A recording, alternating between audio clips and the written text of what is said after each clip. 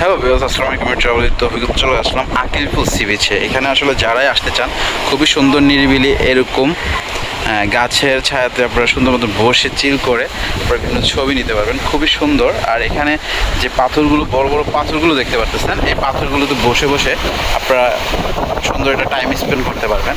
আর এর সাথে আপনাদের যেই ব্রিটিশ আমলের যেই জাহাজটা এখানে আমরা দেখতে পাচ্ছি, ব্রিটিশ আমলে এই জাহাজটা এখানে স্থিরভাবে শুয়ে আছে। মানে এটা ইতিমধ্যে সরকারি অর্ডারে এটার প্রায় অর্ধেক কেটে ফেলেছে, আর বাকি অর্ধেক রয়ে গেছে।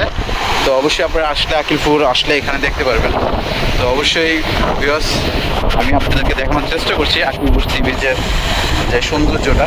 দেখেন, সমুদ্রের পর ঢেউ, পুরো গর্জন, অসম্ভব সুন্দর লাগছে, ভালো লাগছে পরিবেশটা। আমি একটু কাছে গিয়ে আপনাদেরকে দেখানোর চেষ্টা করছি। আসলে জায়গাটা খুবই ক্রিটিক্যাল। এক একটা পাথর থেকে যদি আপনার পিছতে খাতে, তাহলে অনেক ক্রিটিক্যাল একটা জায়গায় পড়ে যাবেন। এই দেখেন, আসলে এখন সূর্য ডুবো অবস্থা। আর আমার কাছে খুবই ভালো লাগছে আকিলপুর সি বিচটা এসে। আসলে এখন যে জায়গাটায় দাঁড়িয়ে আছি এটা হলো আকিলপুর সি বিচ। এই জায়গাটা অসম্ভব সুন্দর একটা জায়গা। আপনারা যারা আছেন এই জায়গাটা ঘুরে যাবেন, আশা করি ভালো লাগবে।